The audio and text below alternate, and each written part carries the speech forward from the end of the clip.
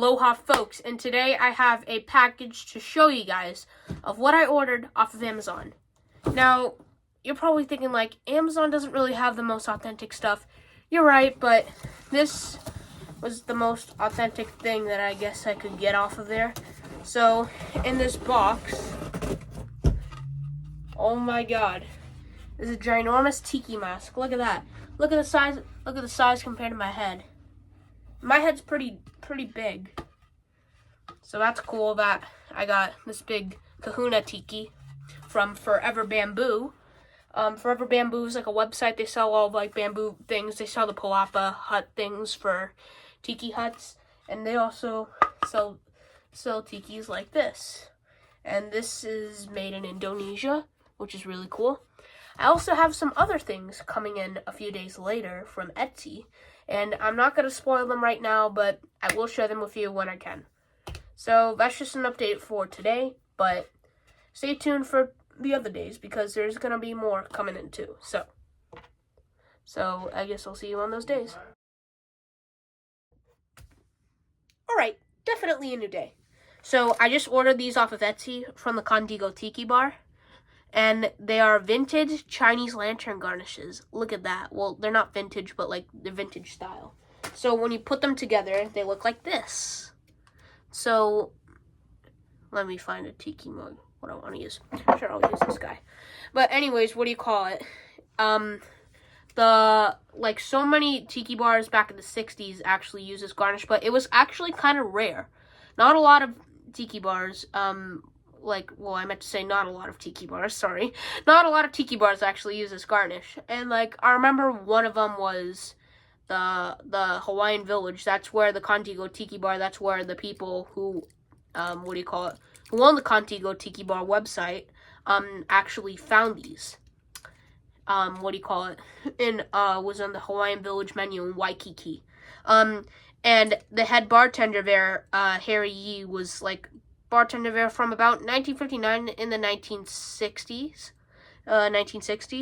But anyways, Harry Yee was responsible for making the Blue Hawaiian, which is a cocktail that is very iconic. And I haven't done a non-alcoholic version of that, although I can do it because I use Mona non-alcoholic blue curacao syrup, and if you're familiar with that syrup, it's in my Blue Aloe Fizz video for the 2024 New Year.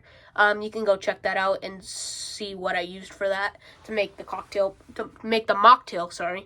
blue.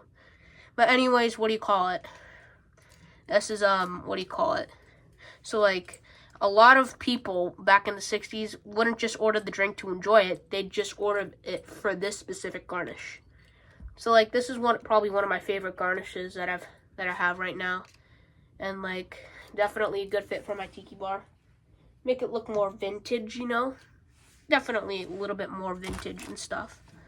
So, yeah, that's cool. It's cool and stuff. Very cool.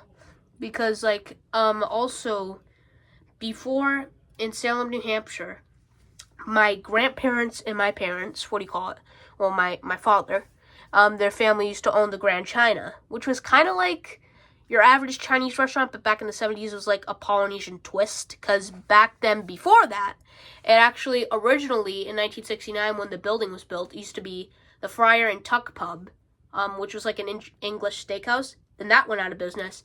Then it was another Tiki bar called the Hukilau. If you guys live in the New England area or Massachusetts area, you're probably thinking Hukilau in Salem, New Hampshire. You mean Hukilau in Chicopee, Massachusetts? This mug's from the Hukilau in Chicopee, Massachusetts. Well, no, I'm not talking about the Chicopee, Massachusetts location, but they actually own two locations. So back in the 70s, the Yee family, who owned the Hukilau in Chicopee, used to own one in Salem. And let me get the original menu real quick from the Hukilau. So it's gonna take me a second. Just rumble through this. All right, so here is the original Hukilau menu before Grand China. So if you go into the menu, they also use these Chinese lantern garnishes. And I'll just give you a clear-cut example of it. So you see the scorpion bowl right here, uses it. A lot of other ones use it. What else? The fog cutter uses it. So yeah, this is an original 1970s menu from the Hukilau. And I mean, like, take a look to admire that. Look at how beautiful it is, right? You could get, let's see, Chinese lobster sauce for $2.75. You can get a beef chow mein with for $3.25, which definitely will cost you more than $10. Now, you can get hansukai for $4.65, which is like breaded chicken meat and egg batter and sauteed with vegetables. Anyways, that was that. And then like they have the other cocktails, like just regular normal cocktails and stuff. So yeah, in 1976 this went out of business, and my grandfather originally rented it, so it was the Grand China.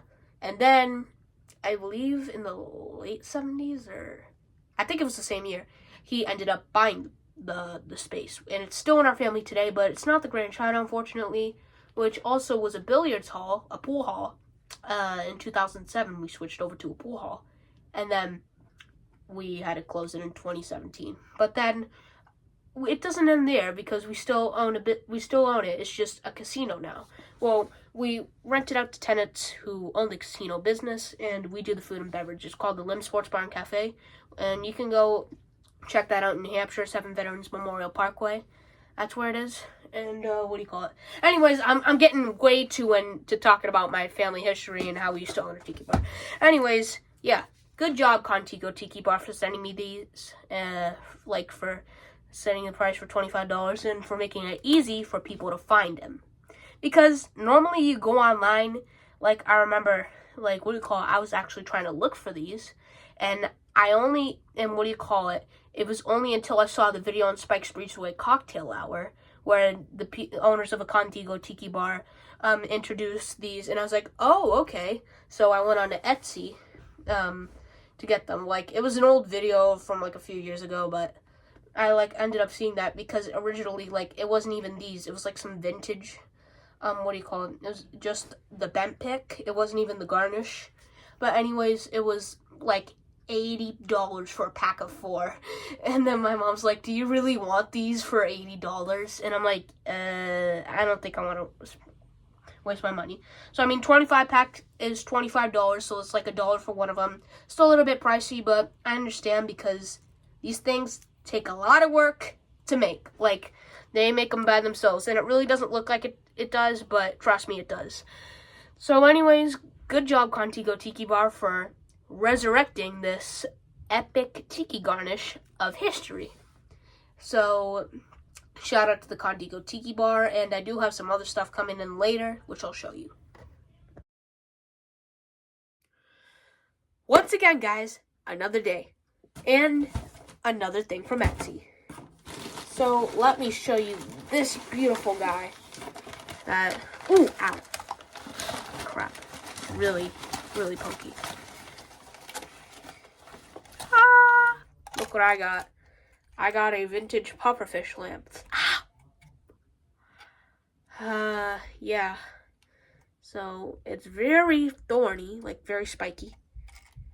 Like thin too. Very ultra thin. But yeah, it's cool. That's a pufferfish lamp, and we're gonna see if it works. So I will show you when it's plugged in. Oh my god, guys. It's very, very small, but it's so cute. I love it. Look at this. Like, I really, really love it for my, what do we call it? I really love it for my tiki bar that I'm going to be building this summer. Very, very good addition. Oh yeah, you guys don't even know yet. I want to give like a briefing and tour of like all my decor that I have for my tiki bar. So I got these 2 orchids of Hawaii lamps that were from my grandparents' old restaurant. So here's this one. It's a, what do you call it? It is a Ku style Orchids of Hawaii lamp. It's a smaller one. Then I got this Tahitian dude over here That's the orchids Hawaii lamp. We cleaned the top on that one, so it looks a little bit nicer. This one, like, the top's a little bit dusty, but for the most part, they're in great condition. And this one has a switch on it, so you can switch it off if you need to. So you can switch it off and on. So that's cool and cute. So, like, the person who created this, yeah, you did a good job. So, what do you call it?